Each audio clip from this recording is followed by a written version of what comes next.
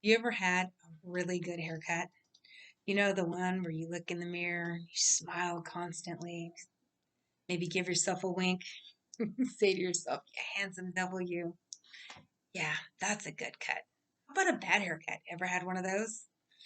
You know, the ones that are so bad you just want to put a paper bag over your head and hide in shame. Never let your head see the light of day. I know all too well all of those emotions. You see, I'm a hairdresser. I get to see people's moods change with the flick of my wrist and the snip of my scissors. Recently, I got a haircut and it was almost perfect. Before I even finished styling it, I felt amazing, sassy, sexy. I was loving it. Then I get the mirror and I look at the back and it was almost perfect. My hairdresser had left the bottom edges a little softer, a little more feminine. It was good, but it didn't feel quite right for me.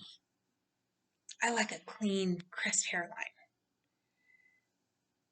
I just didn't want to be too picky, so I told him it was fine. I told myself no big deal. I can fix it later if I want. Being a hairdresser can be a good thing most days. All that knowledge and all those tools at my disposal, what could possibly go wrong? What happened next could have been avoided if I had just been honest with my hairdresser and told him I didn't like the back. I'll come back to that story in a minute though. A good consultation kind of helps negate some of those things. It's what should happen before the haircut and color process ever begins. It is a time where you bring your ideas, your wants, your desires to the hairdresser. The hairdresser then takes your ideas and tells you what's possible and desirable based on their knowledge and experience. Lastly, using honest communication, you come up with a game plan together, and the hairdresser starts working their magic. We got magic fingers. First thing you need to do is having an idea of what you like. It's the best place to start.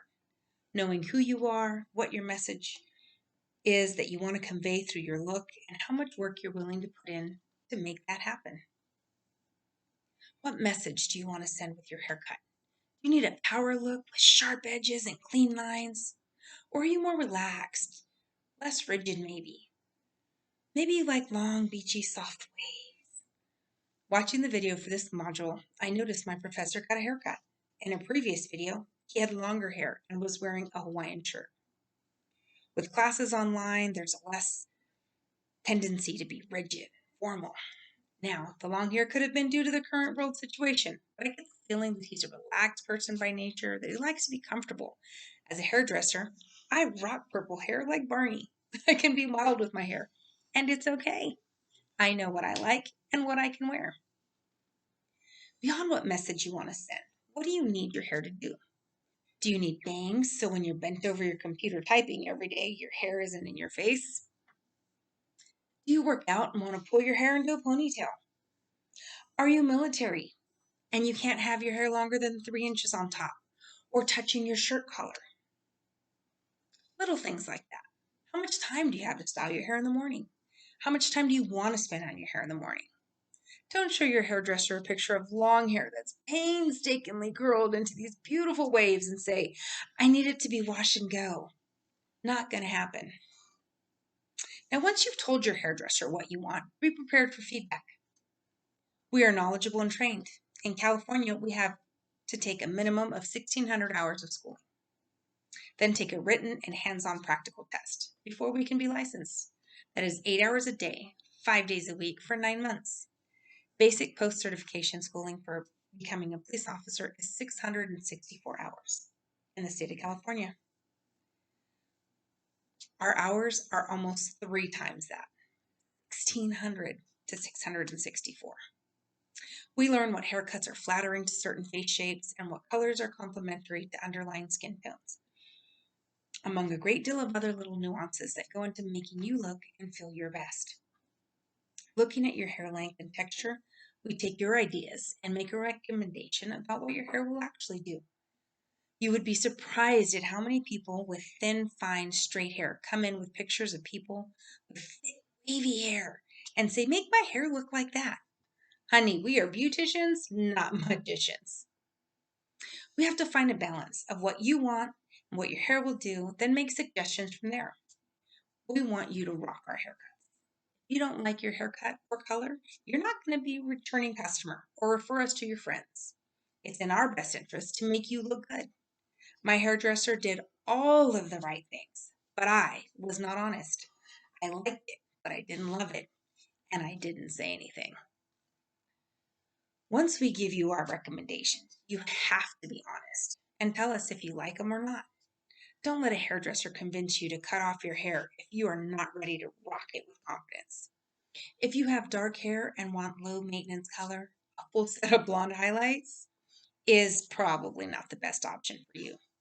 I will say there are times we will nudge you out of your comfort zone, but that comes with time, trust, and open communication with your hairdresser. We only know what you tell us. A while back, I had a regular client come in and request a short pixie cut. As a regular client, I knew this was very much out of character for her. For years, she had been wearing a layered bob, similar to my current hair, but much shorter on top to give her fine hair a boost while still giving the illusion of length. I recommended against the cut and asked several times what her inspiration was, her motivation for the new hairdo, etc., etc. She just kept saying she wanted to try something new. After a lot of back and forth conversation, I cut her hair the way she asked. As I began to cut, I could see she was visibly distressed. I tried talking to her, and she just kept telling me to keep cutting. By the time we were done, she was in tears. She said she hated it and left.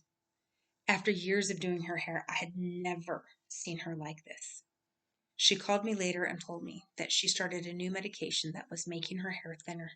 She thought the new cut would somehow make her hair appear thicker. She had been on it. If she had been honest with me, I would have tried harder to talk her out of it and offer her other solutions. We could have worked together had she been honest with me. Getting back to that almost perfect haircut I started telling you about earlier, well, I figured it was just a few wispy pieces at the bottom. I could angle a few mirrors just right, use a comb as a level to cut those pieces myself, and be done with it. Well, using all those mirrors, I got mixed up and put the clippers on the wrong side of the comb. I somehow managed to cut off a chunk that was an inch higher than the rest of the hair. OMG. I'm terrified. I had to swallow my pride, call my hairdresser, and beg to get in the next day to have him fix it. Using the steps above, I had to first tell him what I wanted, then trust his expertise and listen to his recommendations as to what was possible. Although the front of my hair is still awesome, the back neckline looks like high water pants 6 inches too short, waiting on a flood that never came. Had I just been honest with my hairdresser, I would have saved myself the extra $40 to recut my hair, the hour of lost sleep to come in early, and the many scarves I will now have to buy to get through this winter. Honesty is always the best policy.